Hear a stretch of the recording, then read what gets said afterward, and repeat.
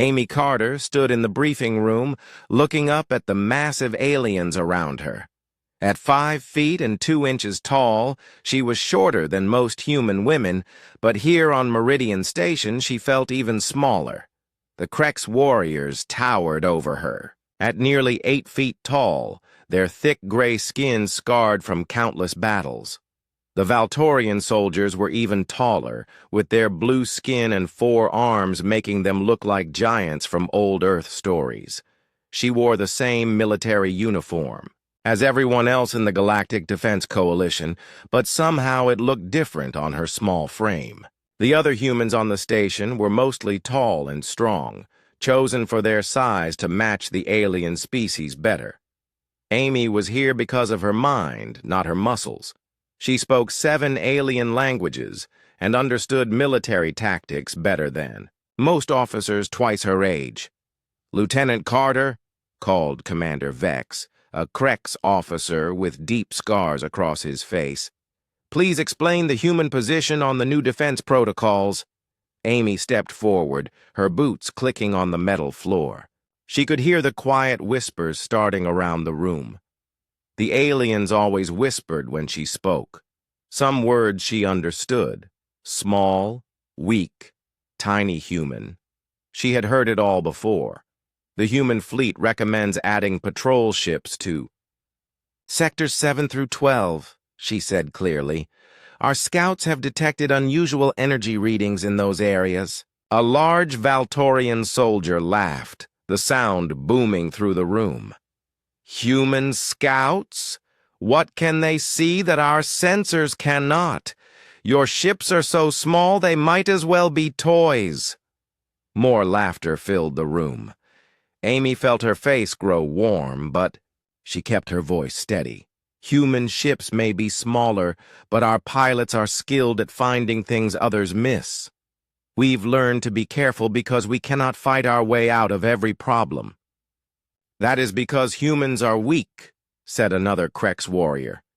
You cannot even lift our weapons, let alone use them in battle. Amy had tried lifting a Krex battle rifle once. It weighed more than she did. But she had also seen human soldiers take down Krex warriors using speed and smart thinking instead of raw strength. Commander Vex raised his hand for silence. Lieutenant Carter's people have proven themselves in battle many times. Small does not always mean weak. With respect, Commander, said the Valtorian, humans are the weakest species in the Coalition. They need protection, not command positions, Amy. Watch the alien officers nod in agreement. She had heard this argument many times. Humans were new to the galactic community. Only 50 years ago, they had been alone on Earth, thinking they were the only intelligent life in the universe. Now they fought alongside aliens in wars across the galaxy, but many still saw them as children who needed help. After the briefing ended, Amy walked through the corridors of Meridian Station. The station was huge, built to house thousands of soldiers from different worlds. The hallways were wide enough for the largest aliens to move freely, which made Amy feel like she was walking through a tunnel built for giants. She passed groups of alien soldiers who stopped talking when they saw her. She knew they were probably talking about her. The nickname Tiny had followed her for 3 years now, ever since she first joined the Coalition forces. Even some of the human soldiers used it, though they meant it with more kindness than the aliens did. Amy reached her quarters and sat at her desk. Her room was standard size for the station, which meant it was too big for her. The bed was made for someone 7 feet tall, and the desk chair barely fit her properly. She had learned to adapt to everything being the wrong size. Her computer screen showed messages from Earth. Her sister Kate had sent pictures of her new baby. Her brother Mike was getting married next month. Normal human life continued on Earth, while Amy floated in space, trying to prove that humans belonged among the stars. A knock at her door interrupted her thoughts. She opened it to find Colonel Jake Morrison, her commanding officer. Jake was tall for a human at 6 feet 4 inches, which helped him fit in better with the alien officers. "How did the briefing go?" Jake asked, stepping into her room. "The usual," Amy replied. "They think we are too small and weak to be useful." Jake sat down in the oversized chair across from her desk. "You know that's not true. Your tactical analysis helped win the battle at Kepler Station. Your language skills have prevented at least 3 diplomatic disasters." "I know," Amy said, "but they only see my size. When they look at me, they see weakness." "Their mistake," Jake said firmly. "I've seen you outthink Krex generals and outplan Valtorian strategists. Intelligence matters more than muscle." Amy appreciated Jake's support, but she knew the truth. In a galaxy where most intelligent species were large and strong, humans stood out for being small and fragile. They had to work twice as hard to earn half the respect. "There's something else," Jake continued. "We're getting a special visitor tomorrow. Thrax the Destroyer is coming for the peace negotiations." Amy had heard of Thrax. He was a legendary Krex warlord who had won battles across 3 star systems. He was known for his hatred of weakness and his belief that only the strongest deserved to survive. "Why is he coming here?" Amy asked. "The Krex government wants peace with the outer colonies. Thrax has agreed to negotiate, but he demanded the talks happen on a coalition station. He wants to see how we work together." Amy understood the real meaning. Thrax wanted to see if the coalition was strong enough to honor any peace agreement. If he thought they were weak, the negotiations would fail. "Will I be part of the diplomatic team?" she asked.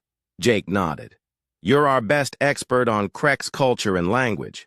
But Amy, be careful. Thrax is not like the other Krex officers. He sees compromise as weakness and kindness as failure. He will probably target you specifically." Amy sighed. She had dealt with difficult aliens before, but Thrax was different. He was famous for his cruelty and his contempt for anyone he considered inferior. That night, Amy lay in her oversized bed and stared at the stars through her window. Somewhere out there, Thrax was traveling toward Meridian Station. Soon she would face a warlord who thought humans were nothing more than clever pets. She had spent 3 years proving herself to aliens who saw her as too small to matter. Tomorrow she would face the biggest test yet. Amy closed her eyes and tried to sleep, knowing that her real challenge was just beginning. The docking bay shook as Thrax's ship connected to Meridian Station. Amy stood with the other officers in the reception area, watching the airlock door slowly open. She had seen pictures of the famous warlord, but nothing had prepared her for seeing him in person. Thrax the Destroyer stepped through the doorway like a walking mountain. He stood nearly 9 feet tall, his gray Krex skin covered in battle scars that told stories of 100 fights. His armor was black metal decorated with the bones of his enemies. Each step he took made the floor vibrate under his massive weight. Behind him came his bodyguards, each one almost as large and frightening as their leader. They carried weapons that could punch holes through starship hulls. Their eyes swept the reception area, looking for threats and finding only what they saw as weakness. Commander Vex stepped forward to greet the warlord. Even Vex, who was large for a Krex, looked small next to Thrax.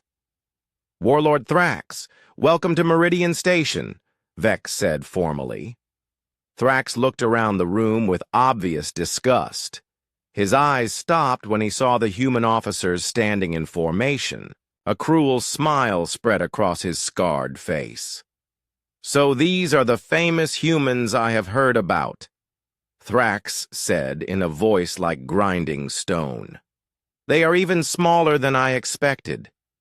Do they have a nursery on this station where you keep the children? Some of the alien officers laughed nervously. The human officers stayed silent, but Amy could see the anger in their faces. Jake stepped forward slightly, ready to defend his people if needed. Thrax's eyes found Amy among the group. She was clearly the smallest person in the room, and his smile grew wider. And what is this one? A pet? A mascot? Thrax walked toward her, his heavy boots making the floor shake. Tell me, little creature, do you serve the real soldiers their food? Clean their equipment, perhaps? Amy looked up at the massive warlord towering over her. She could smell the oil from his armor and see the fresh scratches on his weapons. This was a being who lived for war and respected only strength. I am Lieutenant Amy Carter, Coalition Tactical Officer, she said clearly. Thrax laughed. A sound, like rocks falling down a mountain.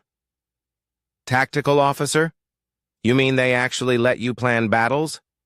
Do your enemies die from laughter when they see you coming? The other aliens in the room shifted uncomfortably. Even for Thrax, this was extremely rude behavior toward a coalition officer, but no one dared to challenge the famous Warlord directly. Perhaps we should begin the tour of the station, Commander Vex suggested, trying to change the subject. Thrax ignored him, still staring down at Amy. I am curious, little human. What makes you think you understand warfare? Have you ever seen real battle? Have you ever killed an enemy with your own hands? Amy felt the eyes of everyone in the room on her. She knew this was a test, not just for her but for all humans in the coalition. How she answered would affect how Thrax saw her entire species. I have seen battle, Amy replied.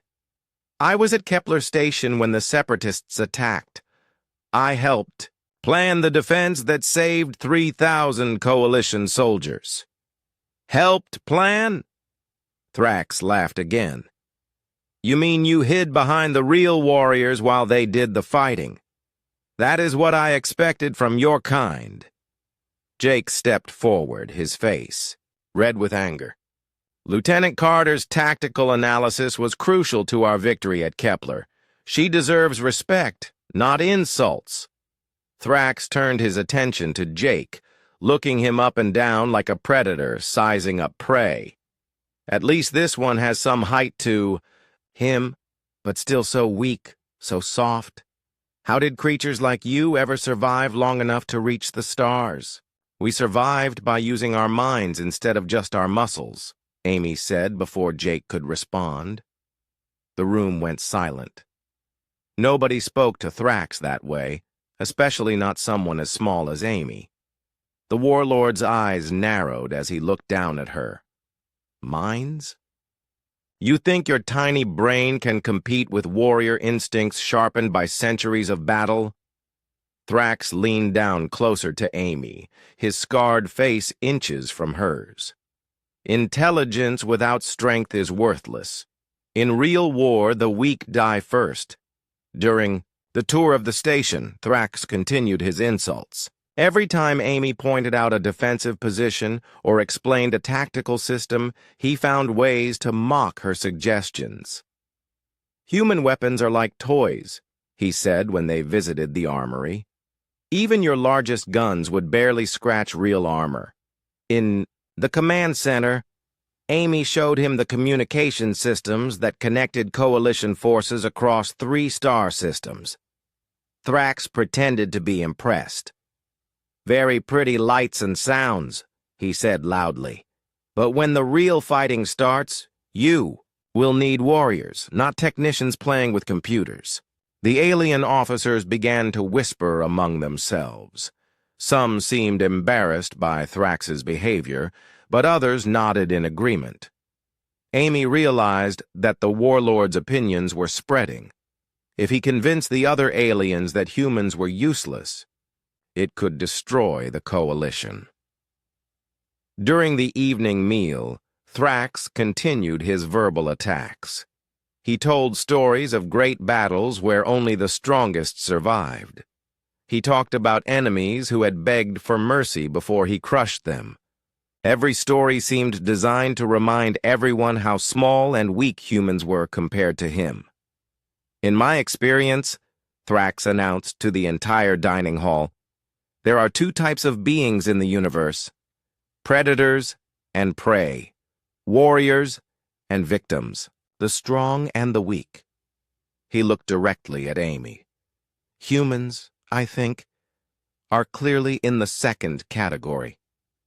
Amy ate her dinner in silence, feeling the stares of hundreds of alien soldiers. She could hear them whispering about Thrax's words. Some defended humans, but others seemed to agree with the Warlord. After dinner, Amy walked back to her quarters alone. The corridors seemed even larger and more empty than usual. She felt like she was drowning in a sea of giants who saw her as nothing more than an interesting curiosity. In her room, she found a message from Jake waiting on her computer. "Don't let him get to you," it said. "He's trying to make you angry so you'll do something stupid. Stay professional."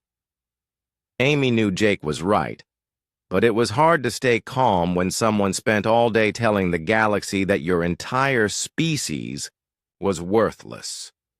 She had worked so hard to earn respect among the aliens, and now Thrax was undoing years of progress with his cruel words. She looked out her window at the stars and wondered if humans really belonged out here among the warrior races. Maybe they were too small, too weak, too different to ever truly fit in. But then she remembered the faces of the human soldiers she had served with. She thought about the battles they had won and the lives they had saved. Humans might be small, but they had something many of the larger species lacked. They had the ability to keep fighting even when everything seemed hopeless. Thrax would learn that lesson soon enough. Amy just hoped the price of teaching him wouldn't be too high. The next morning brought the first official negotiation session. Amy sat at the conference table with her translation equipment, ready to help with the complex diplomatic language that peace talks required. Thrax entered the room like a storm. Cloud, his armor clanking with each step. Colonel Jake Morrison had barely slept.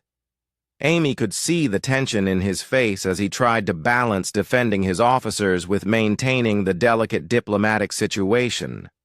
The peace talks were too important to fail because of personal insults, but Jake couldn't let Thrax walk all over his people either.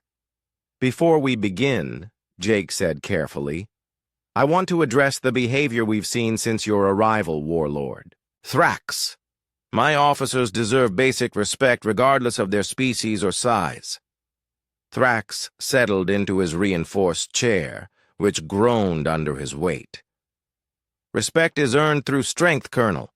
Your tiny soldiers have not yet proven they deserve anything from me."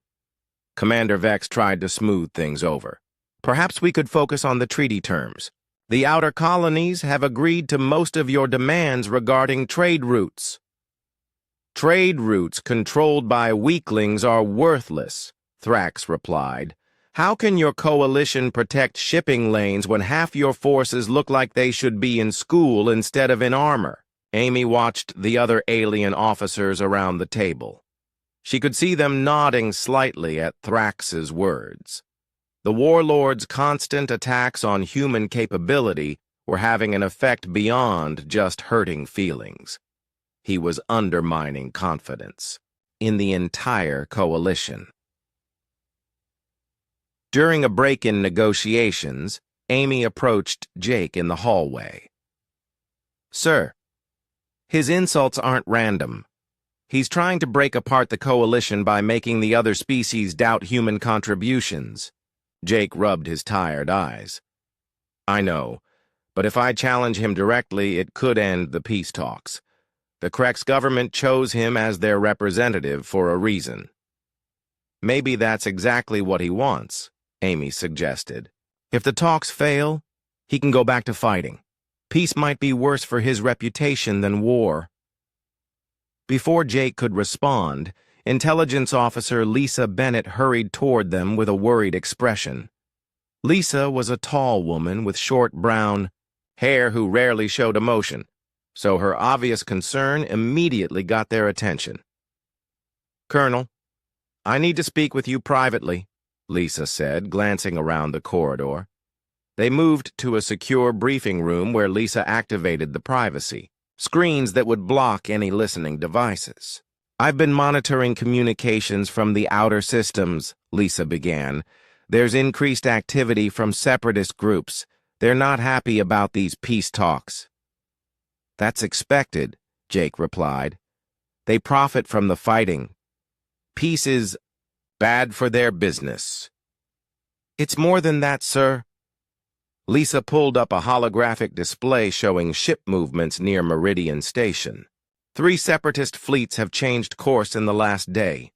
They're all heading toward this sector. Amy studied the display. The ships were coming from different directions, but they would all arrive within hours of each other.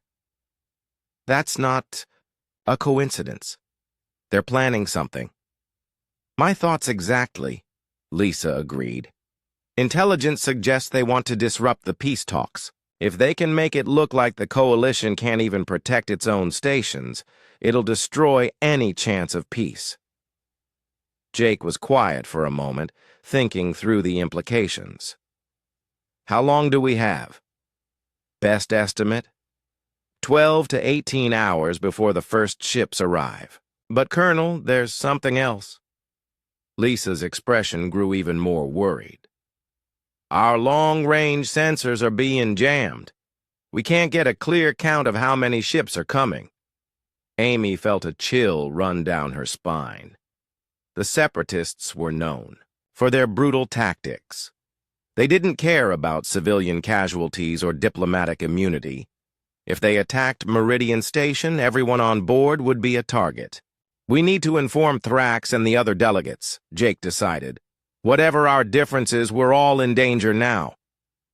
When they returned to the conference room, Jake explained the threat. The alien officers listened with growing concern as Lisa presented her intelligence data. Thrax, however, seemed almost pleased by the news. "Finally, some real action. I was growing bored with all this talking." "This isn't a game," Jake said firmly. "Separatist attacks are vicious. They use weapons designed to cause maximum casualties." "Then we will show them what real warriors can do," Thrax replied. He turned to his bodyguards. "Prepare for battle. It has been too long since we had proper enemies to fight." Commander Vex looked troubled. "Warlord, perhaps we should evacuate the station.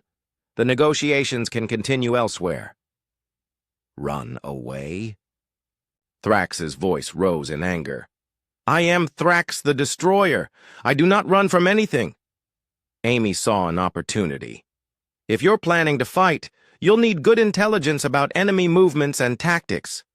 That's something humans excel at." Thrax turned his contemptuous gaze toward her. "What could you possibly know about real combat?" "I know that rushing into battle without information gets soldiers killed," Amy replied. "Even the strongest warrior needs to know where his enemies are." "The little human has a point," said one of the Valtorian officers. "Intelligence wins battles." Thrax looked annoyed that anyone agreed with Amy. "Fine, but when the real fighting starts, stay out of the way. Warriors handle warriors, weaklings handle computers." Over the next few hours, Amy worked with Lisa to track the approaching separatist forces. The jamming made their job difficult, but they managed to identify at least 6 ships heading toward the station. Each one carried enough firepower to damage Meridian Station severely. Jake coordinated with the station's defense forces while trying to keep the peace negotiations alive. The alien delegates were growing nervous, and some talked about leaving before the attack began. If we abandon the talks now, the Separatists win, Jake argued. They want to prove that the coalition is too weak to protect itself. Thrax seemed to enjoy the tension. Let them come. My ship alone could destroy half their fleet. Your ship is one of the finest in the Krex fleet, Amy acknowledged. But 6 ships working together can overwhelm even the best single vessel. Are you trying to teach me tactics, little human? Thrax's voice was dangerous. I'm trying to keep you alive, Amy replied honestly. That evening, as the station prepared for battle, Amy walked through the corridors one more time. Emergency teams were securing sensitive areas and preparing medical facilities. The alien soldiers checked their weapons and armor with practiced efficiency. She found herself in the observation deck, looking out at the stars. Somewhere out there, enemy ships were approaching with the intention of destroying everything she had worked for. The peace talks, the coalition, maybe even the station itself could be lost in the next few hours. Jake joined her at the window. Scared? He asked quietly. Terrified, Amy admitted, but also angry. We've worked so hard to build something good here, and they want to destroy it. That's what makes us human, Jake said. We don't give up, even when we're scared. As they watched, the first alarm began to sound. Lisa's voice came over the communication system. All personnel to battle stations. Enemy ships detected on long-range sensors. Impact in 45 minutes. Amy took a deep breath and headed for the command center. The real test was about to begin, and she intended to prove that humans belonged among the stars, no matter what Thrax or anyone else believed. The attack came without warning. One moment, Amy was tracking enemy ships on her console in the command center, and the next moment, the entire station shook like it was coming apart. Emergency lights flashed red as the main power system struggled to handle the massive energy drain from the station's shields. Direct hit on Section 7! Lisa shouted over the noise of alarms and explosions. Shields down to 60%! Amy watched the tactical display as 6 separatist ships surrounded Meridian Station. They were firing everything they had. Plasma cannons, missile clusters, and something new that made the shield readings spike wildly. They have shield disruptors, she called out to Jake. Our defenses won't last long against those. Jake was coordinating with the station's defense. Batteries while trying to reach the coalition ships in nearby sectors. Nearest reinforcements are 4 hours away. We're on our own. Another massive impact threw Amy against her console. She could taste blood where she had bitten her tongue, but she kept working. The tactical situation was getting worse by the minute. Commander Vex's voice crackled over the communication system from his position near the docking bays. Warlord Thrax is preparing to launch his ship. He wants to take the fight to the enemy. Tell him to wait, Jake ordered. If he goes out alone, they'll destroy him. Through the command center's windows, Amy could see Thrax's massive warship powering up its engines. The ship was beautiful and deadly, covered in weapons that could punch holes through mountains. But even Thrax's legendary vessel couldn't fight 6 ships at once. The station shook again, and this time the lights went out completely. Emergency. Power kicked in a few seconds later, bathing everything in dim red light. Amy's console flickered and came back online, showing damage reports from all over the station. Shield generators failing, Lisa reported. We've got maybe 10 minutes before they're completely gone. Amy studied the enemy attack pattern on her screen. The Separatists were being smart about their assault, focusing their fire on specific shield sections to create weak points. Once the shields failed, they would send boarding parties to capture the station. Jake, they're not trying to destroy us, Amy realized. They want to take the station intact, probably to use Thrax and the other delegates as hostages. Before Jake could respond, the command center doors burst open. Thrax stormed in, his heavy armor making the floor shake with each step. His bodyguards followed close behind, their weapons ready. "Why are your defenses so weak?" Thrax demanded. "My ship could have better shields. Your ship doesn't have to protect 3,000 people," Jake replied through gritted teeth. Another explosion rocked the station, and Amy's console showed what she had been dreading. "Shields are down! They're launching boarding pods!"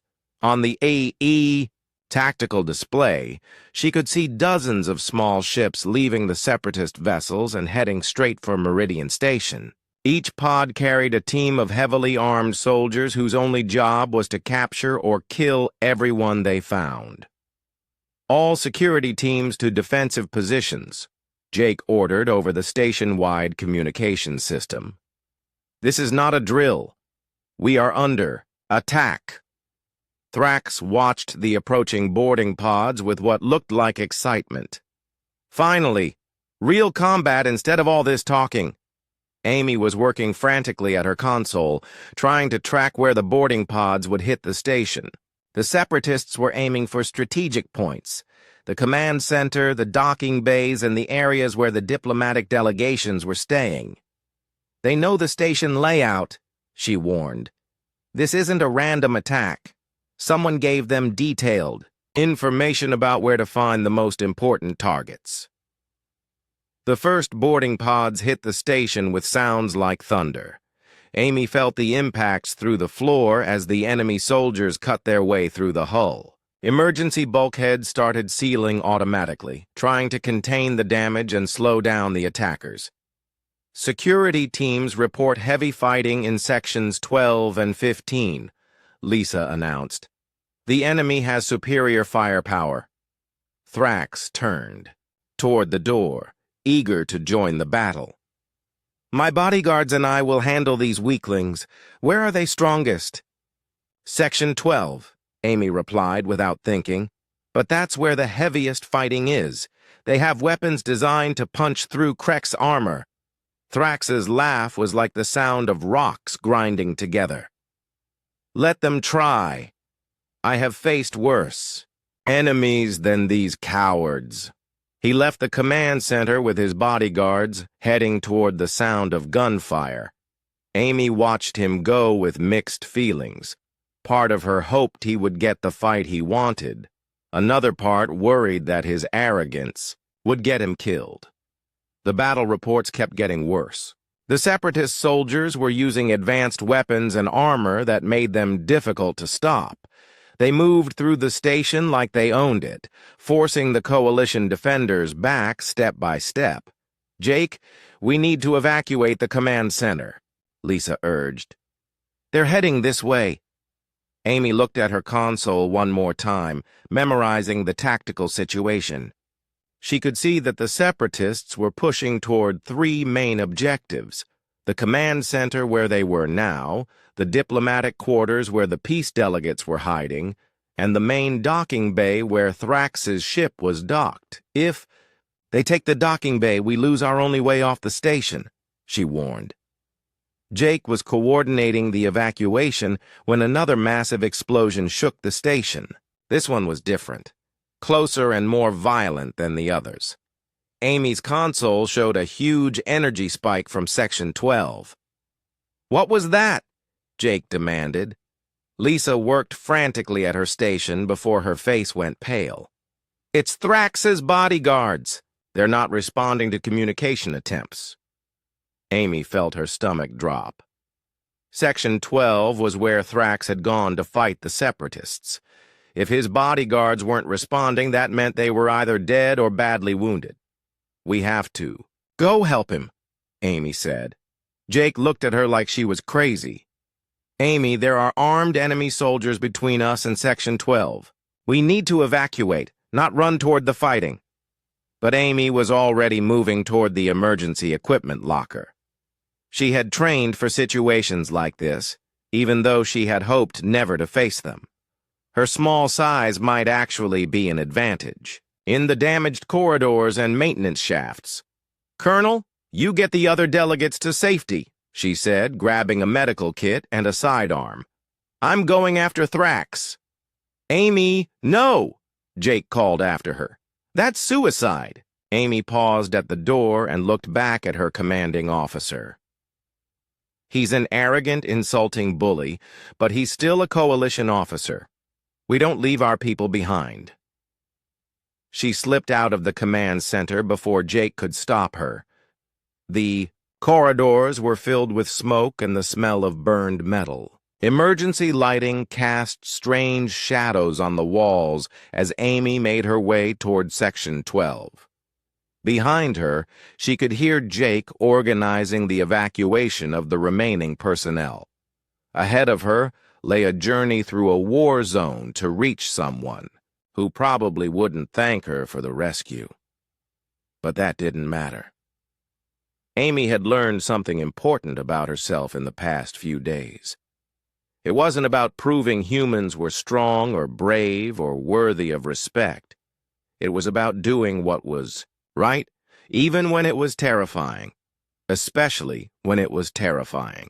Amy moved through the damaged corridors like a ghost, staying close to the walls and avoiding the main pathways where enemy soldiers might be patrolling. The station's emergency lighting created pools of red light separated by deep shadows. Perfect for someone small enough to hide in spaces that larger beings couldn't fit. She could hear fighting in the distance, the sharp crack of energy weapons and the deeper boom of explosions. Smoke drifted through the air, carrying the smell of burned metal and something worse that she tried not to think about. The route to Section 12 took her through areas she had never seen before. Meridian Station was huge, with service tunnels and maintenance shafts that connected every part of the structure. Amy had studied the blueprints during her tactical training, but seeing the real thing was different. She crawled through a narrow maintenance tunnel that ran parallel to the main corridor, using her small size to move through spaces that would have trapped larger soldiers. Through ventilation grates, she could see separatist soldiers moving in organized teams, their black armor marked with the red symbols of their faction. These weren't random pirates or desperate rebels. They moved like professional soldiers, checking corners and covering each other's movements. Their equipment was top quality, better than what most coalition forces carried. Someone with serious resources was backing this attack. Amy reached a junction where she had to choose between continuing through the tunnels or dropping down to the main corridor. Through a damaged wall panel, she could see the entrance to Section 12 just 50 meters away. But between her and that entrance were 3 separatist soldiers setting up some kind of heavy weapon. She waited in the shadows, watching them work. The weapon looked like a plasma cannon designed to cut through bulkhead doors. They were probably planning to blast their way into the section's secure areas where important personnel might be hiding. Amy checked her sidearm and the medical kit she carried. She wasn't a soldier, despite her training. Her job was intelligence and tactics, not close combat. But right now, she was the only help Thrax was going to get. She crawled forward through a damaged air duct that brought her closer to the separatist position. The duct was barely wide enough for her shoulders, and she had to move slowly to avoid making noise. Sharp edges of torn metal scraped against her uniform as she squeezed through the tight space. The separatists were focused on their weapon setup, not watching for threats from above. Amy positioned herself over their location and carefully removed a damaged panel. She could see the top of their helmets just below her. She had one chance to get this right. If she missed, or if her small weapon couldn't penetrate their armor, they would kill her before she could try again. Amy took a deep breath, aimed carefully, and fired 3 quick shots. The first separatist dropped immediately. The second one spun around, trying to locate the source of the attack, and Amy's second shot caught him in the neck where his armor didn't cover. The third soldier was raising his weapon when Amy's final shot hit him center mass. Amy dropped down from the air, ducked, her hands shaking from adrenaline. She had never killed anyone before, and the reality of it hit her harder than she expected. But she didn't have time to process her feelings. Thrax was somewhere in Section 12, and she needed to find him. The entrance to Section 12 had been blasted open by heavy weapons fire. The reinforced door was twisted and melted, creating an opening just wide enough for Amy to squeeze through. Inside, the corridor was filled with debris and smoke. She found the first body 20 meters from the entrance. It was one of Thrax's bodyguards, a massive Krex warrior who had been cut down by multiple energy weapon hits. His armor was scorched and broken, but he had clearly fought hard before dying. Amy checked the body for weapons and found a Krex sidearm that was almost too heavy for her to lift. She left it behind and continued deeper into the section, following a trail of destruction that told the story of a running battle. The second bodyguard was around the next corner, slumped against a wall with his weapon still in his hands. He had managed to take several separatists with him before falling. Amy could see blast marks on the walls where his heavy rifle had torn through enemy armor. She was getting close to the center of Section 12 when she heard a weak groan from somewhere ahead. Amy moved carefully through the wreckage, following the sound to its source. She found Thrax in what had once been a storage room. The mighty Warlord was trapped under a massive piece of debris, a section of ceiling that had been brought down by explosions. His black armor was cracked and smoking, and she could see dark liquid leaking from several places where the metal had been breached. Amy approached cautiously, not sure if he was conscious or even alive. Thrax's eyes opened as she got closer, and for a moment she saw something she had never expected: fear. "You," he whispered, his voice barely audible through his damaged helmet speaker. The tiny human. Amy knelt beside him and began checking his injuries. The debris across his chest and legs weighed hundreds of pounds, far more than she could possibly move. His armor's life support systems were failing, indicated by the flashing red lights on his chest panel. "How bad is it?" Thrax asked. Amy was honest. "Bad. Your armor is breached in multiple places and you're losing life support. I can't move this debris alone." Thrax tried to laugh, but it came out as a painful cough. "So this is how the great Thrax dies, crushed like an insect, while a human watches." "You're not dead yet," Amy said firmly. She opened her medical kit and began working on the most serious armor breaches, trying to seal them with emergency patches. "Your people don't give up, and neither do mine." As she worked, Amy could hear voices in the distance. The separatists were still moving through the section, probably looking for survivors to capture or kill. They would reach this room soon, and when they did, both she and Thrax would be dead. "Why?" Thrax asked weakly. "Why are you helping me? I have been nothing but cruel to you and your kind." Amy didn't stop working as she answered. "Because it's the right thing to do. That's what humans do. We help people who need help, even when they don't deserve it." Thrax was quiet for a moment, then spoke again. "I was wrong about your species. There is strength in you that I did not recognize." "Save your apologies for later," Amy said, checking the debris that trapped him. "Right now I need to figure out how to get you out of here." The voices were getting closer. Amy estimated she had maybe 5 minutes before the separatists found them. She looked around the room, searching for anything that might help her move. The massive piece of ceiling that pinned Thrax down. In the corner, she spotted some construction equipment that had been stored in the room. There was a portable lifting unit designed for moving heavy cargo containers.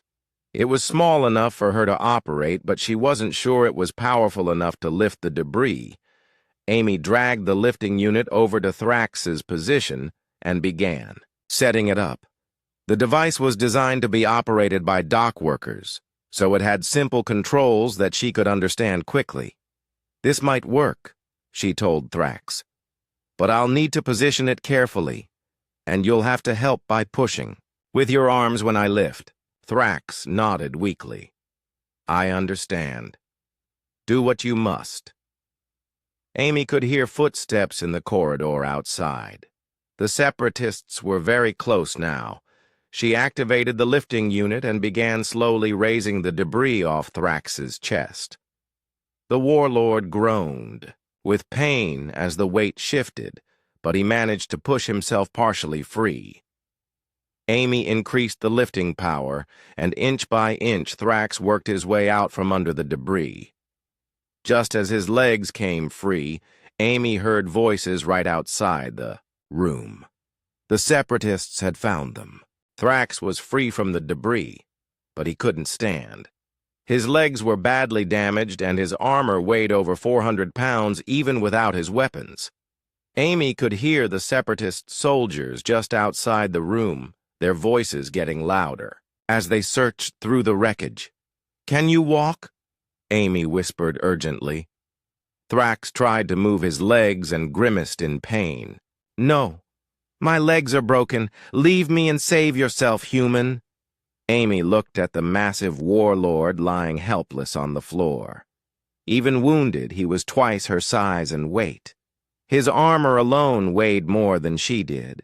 Moving him should have been impossible for someone her size. But Amy had learned something during her years in space. Impossible was just another word for difficult. I'm not leaving you, she said firmly. She began examining his armor, looking for ways to make it lighter. Can any of this come off? Thrax managed a weak smile. The armor is sealed for combat. It cannot be removed without proper tools. The voices outside were getting closer. Amy estimated they had maybe 2 minutes before the Separatists found them.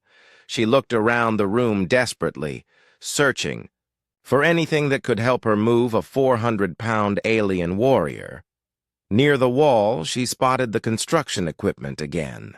There were cargo straps designed for securing heavy containers during transport.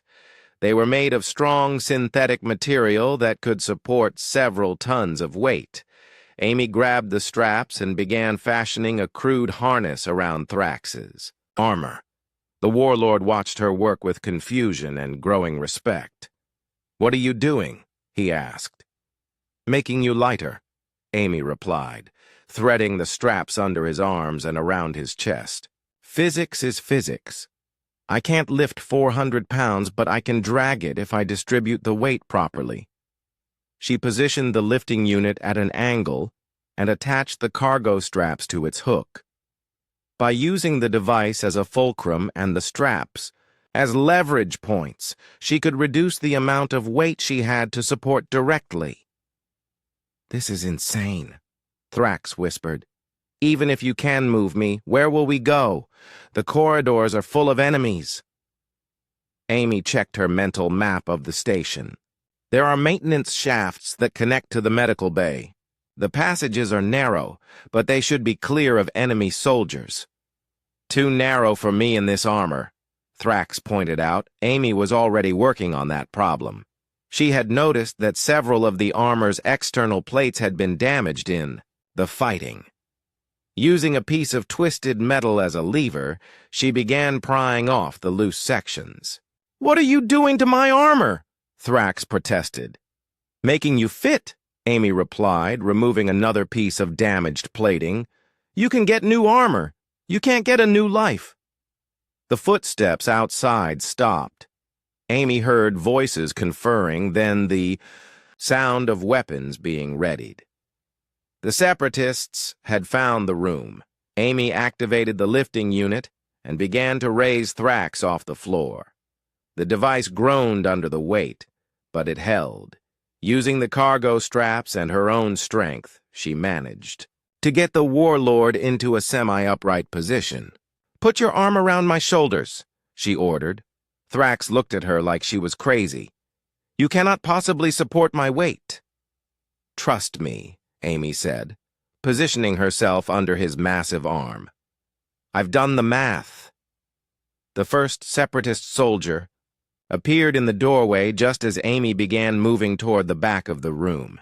She was supporting about half of Thrax's weight directly, while the lifting unit and cargo straps handled the rest. It was like carrying a full-grown person while dragging a heavy sled. "There!" the soldier shouted, raising his weapon. Amy dove toward the maintenance access panel, with Thrax half dragging beside her. Energy blasts scorched the air where they had been standing. She yanked open the access panel and shoved Thrax through. The opening then squeezed in after him just as more shots lit up the room behind them. The maintenance shaft was barely wide enough for Thrax's reduced armor profile. Amy had to crawl behind him, pushing and pulling to keep him moving through the narrow space. His weight made every meter a struggle, but the alternative was death. "I cannot believe this is working," Thrax gasped as they moved through the shaft. Amy was too focused on the physics of the situation to respond. She had calculated the angles and leverage points, but actually moving a 400-pound wounded alien through a maintenance shaft was harder than any equation suggested. They reached a junction where the shaft divided into two paths. Amy consulted her mental map and chose the route that led toward the medical bay. Behind them, she could hear the Separatists trying to follow, but their larger armor wouldn't fit through the narrow opening. The shaft began to slope downward, which made moving Thrax easier but also more dangerous. If Amy lost control, they would both slide down the shaft and crash into whatever was at the bottom. She used the cargo straps as a brake system, wrapping them around structural supports to control their descent. It was slow going, but it worked. Thrax slid down the shaft like cargo on a controlled slide, while Amy managed the ropes to keep their speed safe. "You are truly insane," Thrax said during one of their rest stops. "No sane being would attempt this." "Probably not," Amy agreed, checking the straps for wear. "But insane is sometimes the only option that works." They had been moving through the shafts for almost an hour when Amy heard new sounds from ahead, voices and the hum of medical equipment. They were approaching the medical bay. The shaft ended at another access panel that opened into a supply closet. Amy checked through the panel's small window to make sure the area was clear, then began the delicate process of getting Thrax out of the shaft. This was actually harder than getting him in had been. The space was tight, and she had to maneuver his bulk through the opening without dropping him or getting stuck herself. Amy used the lifting unit and cargo straps one more time, slowly lowering Thrax to the floor of the supply closet. "We made it," she said, breathing heavily from the effort. Thrax looked up at her with an expression she had never seen before, genuine amazement. "You carried me through half the station. How is that possible?" Amy wiped sweat from her forehead and managed a tired smile. "Humans are good at doing impossible things when we have to. It's kind of our specialty." She opened the supply closet door and peered into the medical bay. Human and alien medics were treating wounded soldiers from the battle. It was safe, at least for now. "Help!" Amy called out. "I have a wounded coalition officer." Medical personnel rushed to help as Amy supported Thrax's weight one last time, helping him from the supply closet to a medical bed designed for large aliens. The medics immediately began working on his injuries, while Amy collapsed into a nearby chair. Dr. Paul Martinez, the chief medical officer, approached her with concern. "Lieutenant Carter, are you injured?" Amy looked down at herself. Her uniform was torn and dirty, her hands were scraped from crawling through metal shafts, and she was exhausted.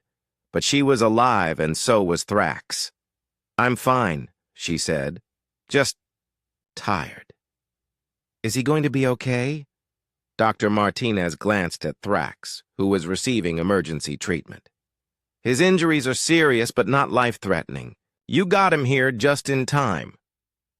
The doctor paused and looked at Amy with curiosity. "How did you manage to move him? He weighs over 400 pounds. Amy thought about trying to explain the physics and engineering principles she had used, then decided it was too complicated for a simple answer. "Very carefully," she said instead. Amy had barely caught her breath when the alarm started blaring again. Dr. Martinez looked up from treating Thrax with worry written across his face. "What now?" he muttered, checking his medical readings. Lisa Bennett's voice crackled over the communication system. "All personnel, enemy forces have breached the medical sector. Security teams are falling back to secondary positions." Amy felt her stomach drop. The medical bay was supposed to be one of the safest places on the station, protected by multiple security checkpoints and blast doors. If the Separatists had reached this far, the battle for Meridian Station was nearly lost. "We need to evacuate the wounded," Dr. Martinez announced to his staff. "Prepare all patients for emergency transport." But Amy could see the problem immediately. They had over 30 wounded soldiers in the medical bay, including several who couldn't be moved safely. The evacuation would take at least 20 minutes, and from the sound of weapons fire in the corridors, they didn't have nearly that much time. Thrax tried to sit up on his medical bed, despite the protests of the medics working on him. His armor had been partially removed, revealing the extent of his injuries, but his eyes were alert and focused. "How many enemy soldiers?" he asked Amy. "Unknown," she replied. "But enough to push through our security teams." Thrax looked around the medical bay, taking in the wounded soldiers and medical staff. "They will kill everyone here. Separatists do not take prisoners." Amy knew he was right. The Separatist forces were known for their brutality. Anyone they found in the medical bay would be considered a legitimate target, regardless of their condition. "You fight?" she asked Thrax. The warlord tested his mobility and winced. "My legs are damaged, but my arms work. If you can get me to my weapons—" Amy looked around the medical bay and spotted Thrax's equipment in a storage area where the medics had placed it. His massive rifle and sidearm were there, along with ammunition and some undamaged pieces of his armor. She dragged the weapons over to his bed, struggling with their weight. The rifle was almost as long as she was tall, and the ammunition clips weighed more than her sidearm. "These are designed for someone your size," she pointed out. "I can barely lift them," Thrax managed a weak smile. "Then you will use your own weapons, and I will use mine. Together, we will show these Separatists what real warriors can do." The sound of fighting was getting closer. Amy could hear the distinctive whine of energy weapons and the heavier boom of explosions.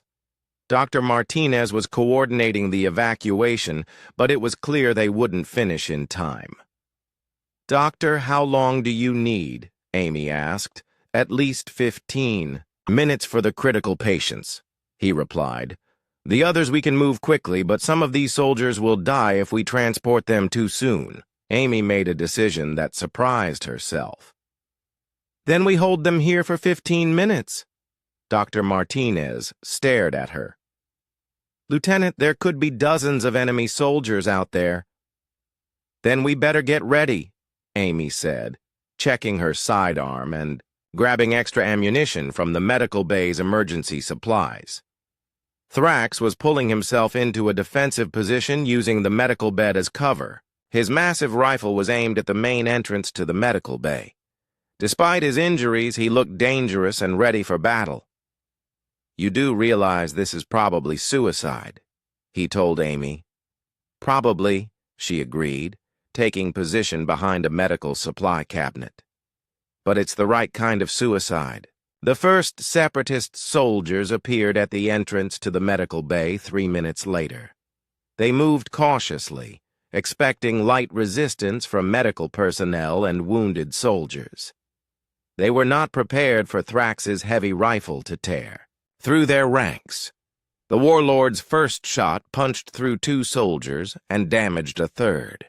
His second shot brought down a section of the ceiling, blocking part of the entrance and forcing the attackers to bunch up in the remaining opening.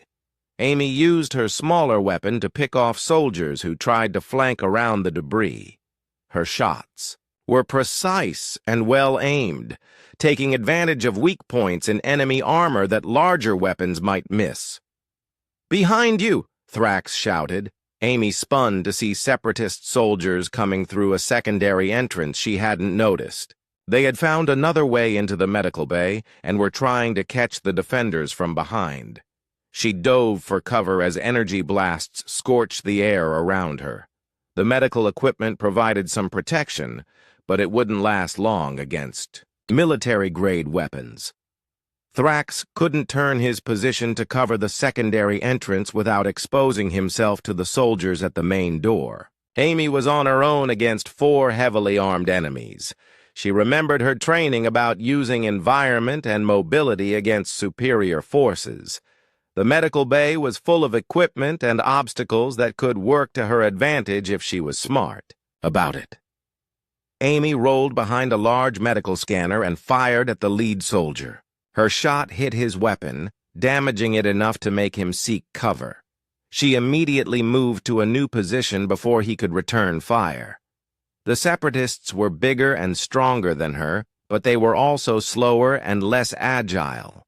Amy used her size advantage to move through spaces they couldn't fit, keeping obstacles between herself and their weapons. She popped up behind a medical cart and fired 2 quick shots, hitting one soldier in the leg where his armor was weakest. He went down, and his partners had to divide their attention between covering him and hunting for Amy. 10 minutes!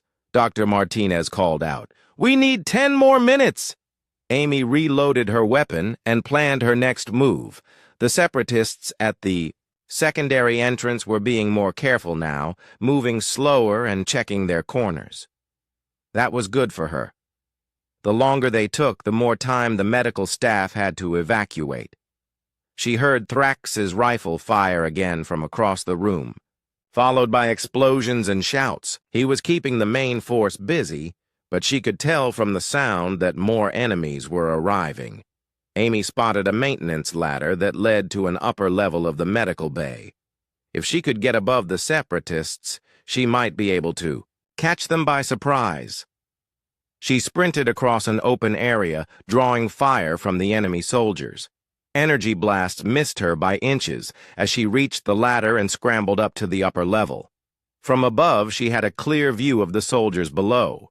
They were focused on her last position, not looking up. Amy aimed carefully and fired at the explosive packs on their belts. The explosion knocked all 3 remaining soldiers down and damaged their equipment. Amy climbed back down and checked to make sure they were no longer a threat. Secondary entrance. "Secured," she called to Thrax. "Good timing," he replied. "I am running low on ammunition." Amy looked at the main entrance where Thrax was fighting. The debris from his earlier shots had created a bottleneck, but more Separatist soldiers were arriving. Some of them had heavy weapons designed to clear obstacles. 5 minutes! "Doctor," Martinez announced. Amy ran to Thrax's position and checked his ammunition supply. He had 2 clips left for his rifle and a handful of shots for his sidearm. "Not enough for 5 minutes," she observed. Thrax nodded grimly. We will have to be creative. Amy looked around the medical bay for anything that could be used as a weapon or defensive tool. She spotted the emergency medical supplies, including several tanks of compressed gases used for life support. "Can you hit those gas tanks from here?" she asked Thrax. The Warlord followed her gaze and understood immediately. "Yes, but the explosion will be significant." "Wait for my signal," Amy said. "I have an idea." She grabbed a medical emergency kit and ran toward the main entrance. The Separatist soldiers saw her coming and focused their fire on her position. Energy blasts lit up the area around her as she dove behind cover near the gas tanks. "Now!" Amy shouted. Thrax fired his rifle at the compressed gas tanks. The explosion was enormous, filling the entrance with flames and debris. The blast knocked Amy backward, but it also sealed the main entrance completely. "Time!" "Dr. Martinez," called out. "All patients evacuated." Amy helped Thrax to his feet as the medical staff prepared to leave. The entrances to the medical bay were blocked, but that wouldn't stop the Separatists for long. "Can you walk?" she asked. Thrax tested his weight on his damaged legs. With help, Amy positioned herself under his arm again, supporting his weight, as they moved toward the evacuation route. Behind them, she could hear the Separatists beginning to clear the debris from the entrances. They had bought the medical bay 15 minutes, and everyone was alive. For Amy, that felt like a victory, worth celebrating. The evacuation shuttle was cramped and uncomfortable, packed with wounded soldiers and medical equipment. Amy sat next to Thrax, who was receiving continued treatment from Dr. Martinez during the journey to the Coalition medical station in the next system. Through the shuttle's small windows, Amy could see the aftermath of the battle. Meridian Station was damaged but not destroyed. Coalition reinforcements had arrived just as the evacuation was completing, driving off the Separatist forces and saving the station. "What's the final count?" Jake asked Lisa, who was monitoring. "Communications from the front of the shuttle. 43 Coalition casualties," Lisa reported. 18 killed, 25 wounded. The Separatists lost over 100 soldiers. They retreated when our reinforcements arrived. Amy felt a mix of relief and sadness. They had won, but the cost had been high. Good soldiers had died defending the station, and she wondered if the peace talks could continue after such violence. Thrax had been quiet during most of the journey, receiving medical treatment and thinking about what had happened. His injuries were serious but not life-threatening, thanks to Amy's rescue and the quick work of the medical team. As the shuttle approached the medical station, Thrax finally spoke. "Lieutenant Carter." Amy looked over at the massive Warlord. His armor had been completely removed for medical treatment, revealing extensive scarring from a lifetime of battles. Without the intimidating armor, he looked older and more tired than she had expected. "Yes, sir?" Thrax tried to sit up straighter, despite the medic's protests. "What you did back there, carrying me through the station, fighting beside me in the medical bay, I have never seen such courage from someone so small." Amy wasn't sure how to respond. "I did what needed to be done." "No," Thrax said firmly. "You did far more than that. You saved my life when you could have easily escaped alone. You fought beside me when retreat would have been wiser. You proved that strength has nothing to do with size." Dr. Martinez and the other medical personnel were listening to the conversation with interest. Word of Amy's rescue had spread quickly through the Coalition forces, and she was becoming something of a legend. "I owe you an apology," Thrax continued. "I have spent days insulting you and your species, calling you weak and worthless. I was wrong. There is a kind of strength in humans that I failed to recognize. Amy felt uncomfortable with the praise. We all have different strengths. Yours saved a lot of lives in that medical bay. Thrax managed a painful smile. Perhaps, but without your courage, I would have died under that debris, and the medical bay would have been overrun. You carry strength that cannot be measured in muscles or size. The shuttle docked with the medical station, and the wounded were transferred to proper medical facilities. Amy helped coordinate Thrax's transfer to a specialized treatment center designed for large alien species. As the medical teams worked on Thrax, Amy found herself in the station's communications center, helping Jake and Lisa prepare reports on the battle. The peace talks would have to be rescheduled, but the separatist attack had actually strengthened the coalition's resolve. The other species are asking about you, Jake told her as they worked. Word of what you did has spread through the entire coalition fleet. Amy looked up from her reports. What do you mean? Lisa pulled up a series of messages on her screen. Communications from Krex High Command, the Valtorian Council, even the normally secretive Zephyrian government. They all want to know about the human officer who carried Thrax the Destroyer to safety. Amy read through some of the messages with growing amazement. Military leaders from across the galaxy were praising her actions and asking for details about human capabilities. This is bigger than just one rescue, Jake explained. You've changed how the other species see us. They're starting to understand that humans bring something unique to the coalition. 3 days later, Amy was back on her feet and cleared for duty. She had been transferred to the medical station's coordination center while Meridian Station was being repaired. The work was similar to her old job, but the attitude of the alien officers was completely different. Commander Vex, who had been polite but distant before, now sought out her tactical opinions. The Valtorian officers, who had laughed at her suggestions, were asking for her input on defensive strategies. Even the normally arrogant Krex warriors treated her with obvious respect. Amy was reviewing supply reports when she received a message that Thrax wanted to see her. She found him in the medical center's recovery ward, sitting up in a bed designed for his massive frame. You look better, Amy observed. His color had improved, and most of the monitoring equipment had been removed. I heal quickly, Thrax replied, but I wanted to speak with you before I returned to duty. Amy pulled up a chair next to his bed. How can I help? Thrax was quiet for a moment, choosing his words carefully. When I return to Krex space, I will be making a report to our military council.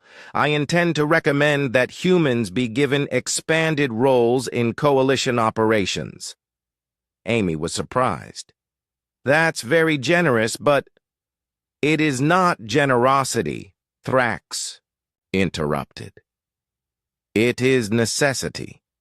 The coalition faces many challenges in the coming years. We need every advantage we can get, and humans provide advantages that our larger species cannot. He gestured toward the window, where coalition ships could be seen moving through space. My people respect strength above all else. For too long, we have defined strength only as physical power. You have shown me that true strength comes from the spirit, not the body. Amy thought about her years of being called tiny and having her capabilities questioned.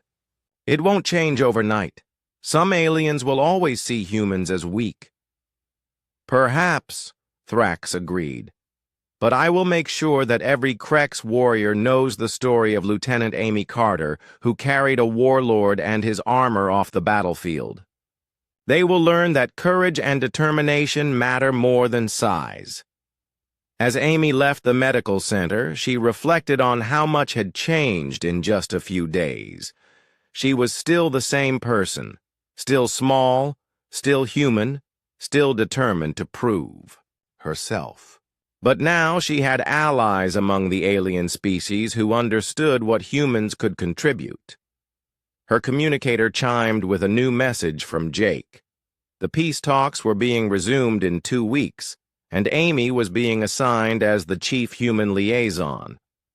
The message also mentioned that several alien governments had specifically requested her participation. Amy smiled as she walked through the corridors of the medical station. Alien soldiers nodded respectfully as she passed, and she could hear whispered conversations about the human who saved Thrax. She was still tiny compared to most of the beings around her. But now, when they called her tiny, it was said with respect and admiration instead of dismissal. Amy had learned something important during the battle for Meridian Station.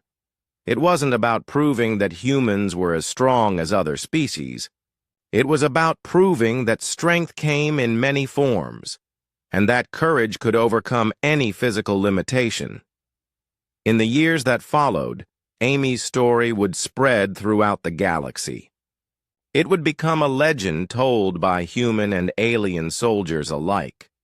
The story of the tiny human who carried a giant warrior to safety and proved that heroes come in all sizes.